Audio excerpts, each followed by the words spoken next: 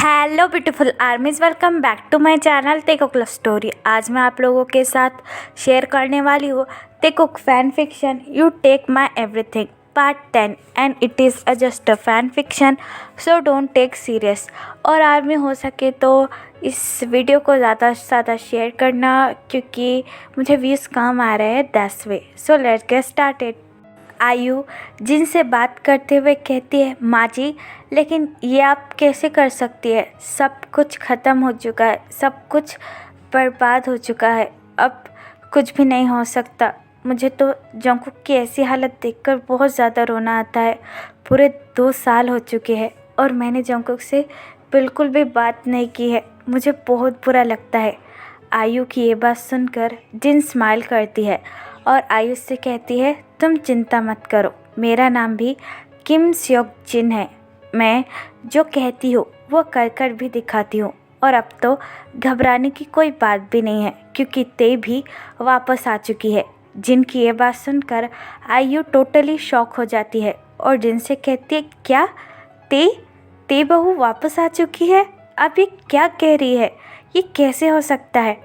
आयु की ये बात सुनकर जिन अपना हेड नोट करती है और आयु से कहती है, हाँ तुमने बिल्कुल सही सुना, हमारी तायोंग वापस आ चुकी है और ये बात खुद जंकुक ने मुझे बताई है।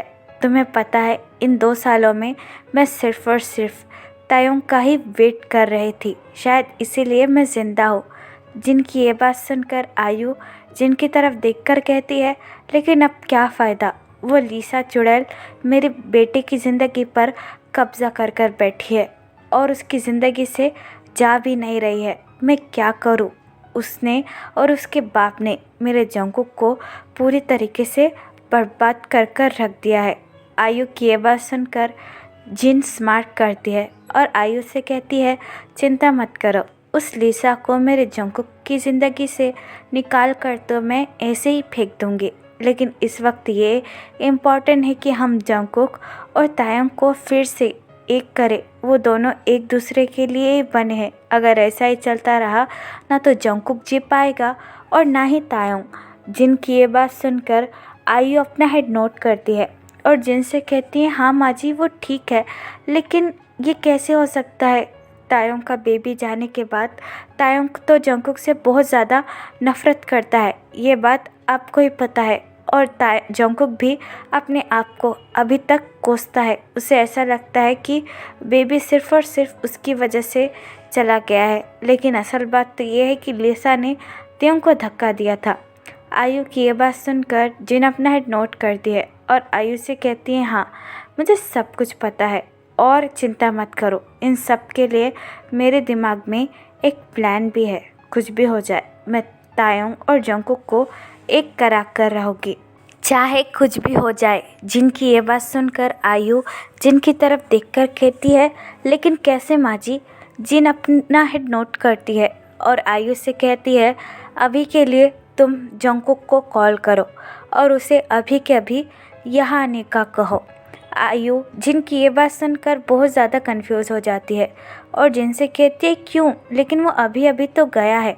आयु की ये बात सुनकर जिन स्मार्ट करती है और आयु से कहती है, मुझे पता है, लेकिन मैं कह रही हूँ ना, इट इज़ माई ऑर्डर, उसे कॉल करो और यहाँ आने को कहो। जिनकी ये बात सुनकर आयु अपना हेड नोट करती है और जंकुक को कॉल करने लगती है। दूसरी तरफ जॉन मैंशन में जंकुक लिविंग रूम में बैठकर अपना कुछ काम कर रहा था। जंकुक पूरी तरीके से चेंज हो चुका था।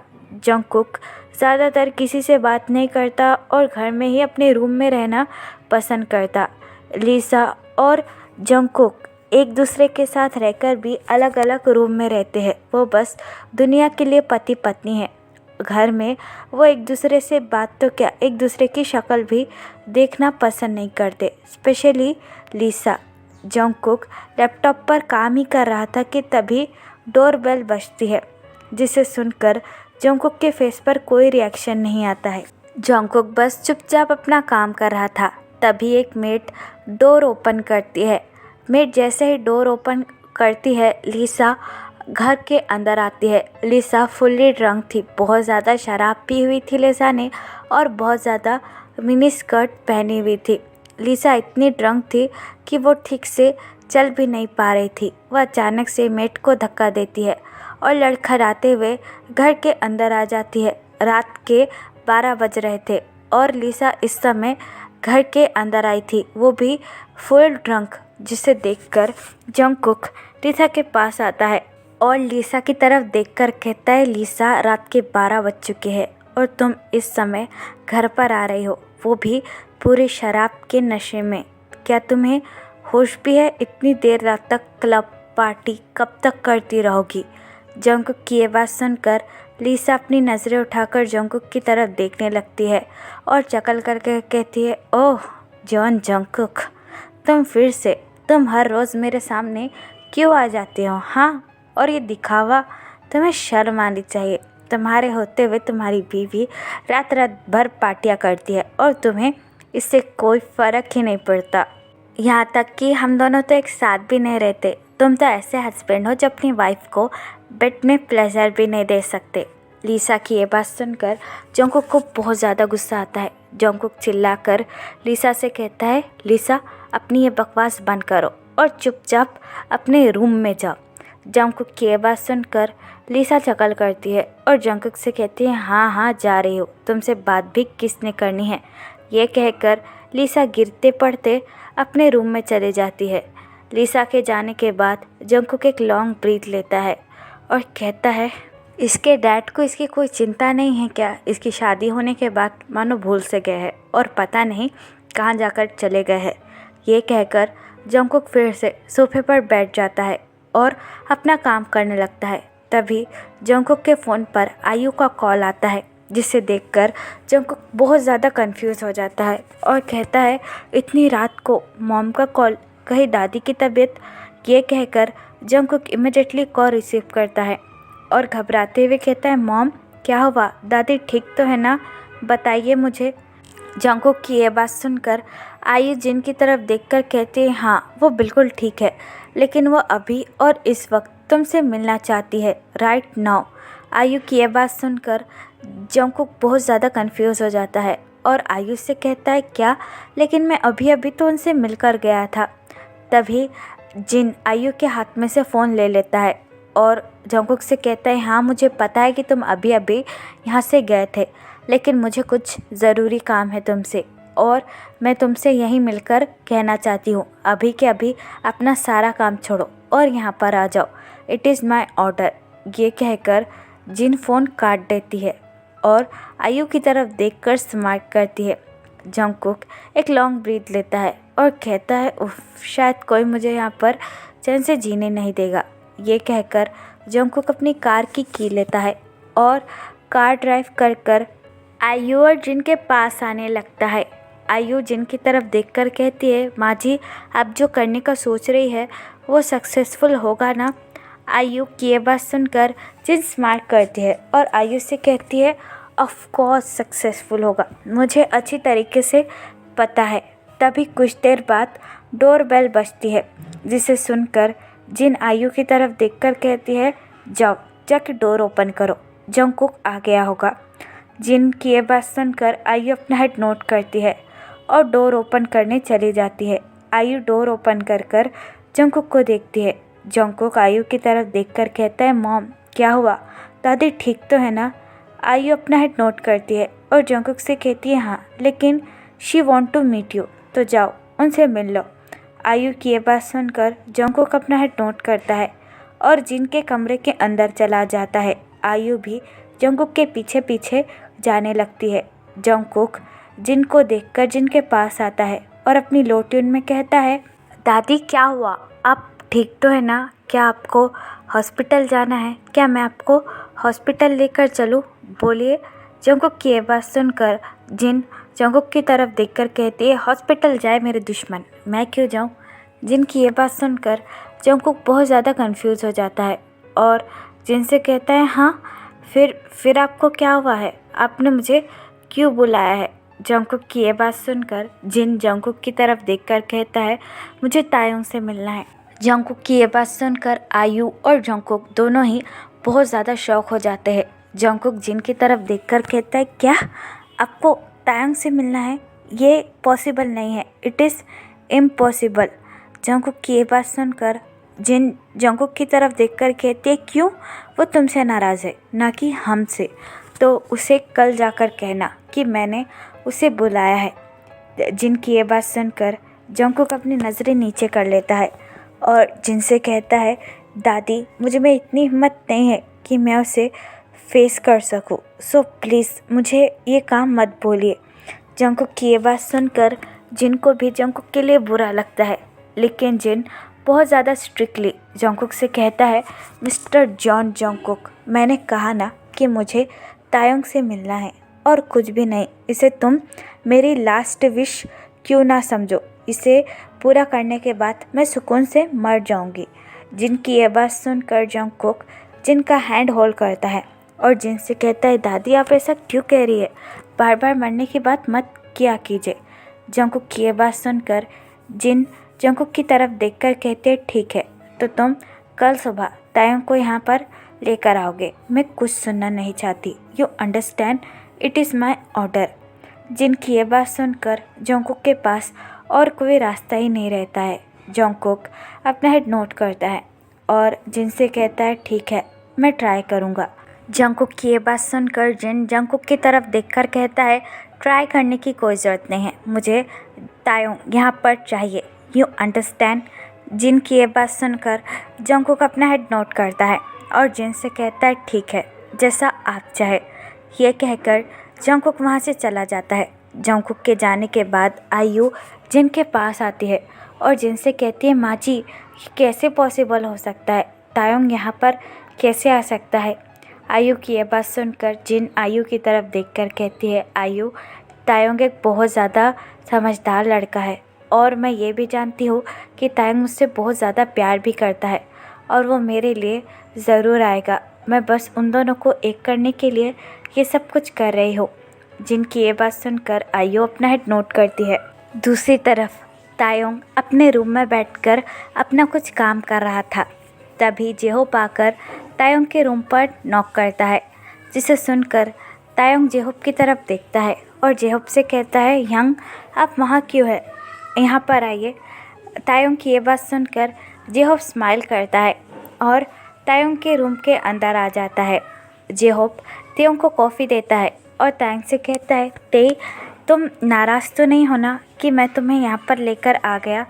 जेहोप की ये बात सुनकर तायोंग स्टिल अपना काम करता है और जेहोप से कहता है नहीं मैं अब नाराज़ नहीं हूँ और मुझे किसी भी चीज़ से कोई फ़र्क नहीं पड़ता। जेहोप स्माइल करता है और तायोंग के पास बैठकर कहता है मुझे पता है तुम बहुत ज़्यादा स्ट्रॉन्ग लड़के हो, लेकिन सोचा तुम्हें फिर से मैं कोरिया लेकर आ गया, फिर से तुम्हारी वो बुरी यादें कहीं ताज़ा तो नहीं हो गई है ना। जेहोप की ये बात सुनकर तायोंग जेहोप की तरफ देखकर कहता है नहीं यंग, क्योंकि वो तायोंग कब का मर चुका है और मुझे अब किसी बात से बुरा नहीं लगता, आपको भी ये बात पता है। तायोंग की ये बात सुनकर जेहोप अपना हेड नोट करता है और तायोंग से कहता है ठीक है, अगर तुम चाहो तो हम दोनों वापस लंदन चल सकते हैं, अगर तुम्हें अच्छा नहीं लग रहा है तो मुझे ये डील कैंसिल नहीं करनी है। जेहोप की ये बात सुनकर तायोंग जेहोप की तरफ देखकर कहता है नहीं ऐसी कोई बात नहीं है, आप मेरी वजह से अपना नुकसान मत कीजिए, मैं यहाँ पर बिल्कुल ठीक हूँ और अगर मुझे जाना होगा तो मैं खुद लंदन चला जाऊँगा, आप उसकी चिंता मत कीजिए। तायोंग की ये बात सुनकर जेहोप स्माइल करता है और तायोंग से कहता है ओ ये तो बहुत अच्छी बात है, काम बंद कर दो और आराम करो, ठीक है। ये कहकर जेहोप वहाँ से चला जाता है। जेहोप के जाने के बाद तायोंग अपना सर नीचे कर लेता है और तायोंग की आंखों से कुछ आंसू नीचे गिरकर पेपर पर गिरते हैं। नेक्स्ट डे जंगकुक अपने ऑफिस पहुंच जाता है, लेकिन जंगकुक को समझ में नहीं आ रहा था कि वो किस तरीके से तायोंग से बात करे और तायोंग को जिन से मिलाने लेकर चले। तभी जंगकुक अपने सेक्रेटरी को अपने कैबिन में बुलाता है। जंगकुक का सेक्रेटरी कैबिन के अंदर आता है और जंगकुक को ग्रीट कर कर कहता है कहिए सर आपको क्या काम है।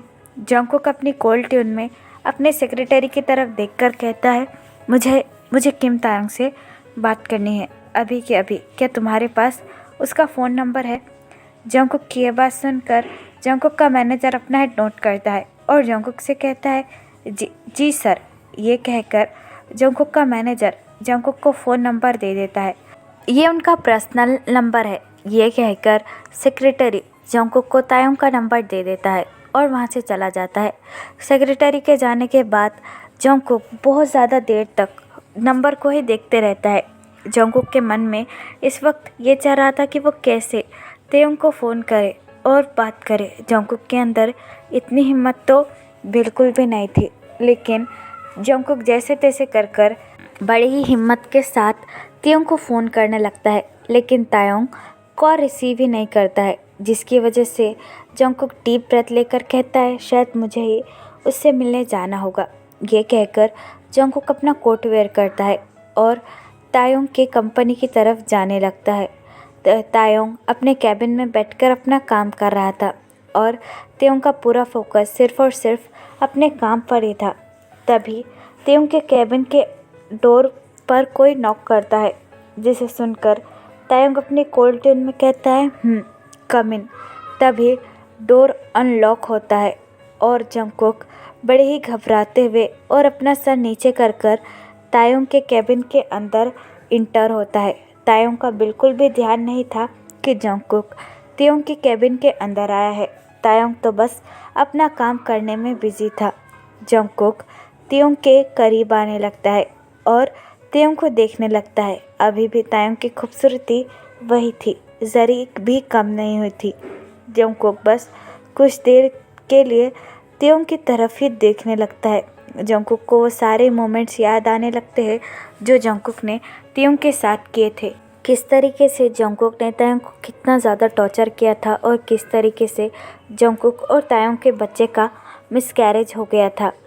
तायोंग जंगकुक की तरफ बिना देखे अपनी कोल्ड ट्यून में कहता है, कौन हो और जल्दी बोलो, क्या काम है। तायोंग की ये बात सुनकर जंगकुक बड़े ही हिम्मत के साथ अपने लोअर लिप को बाइट करता है और अपनी लो ट्यून में कहता है, तायोंग।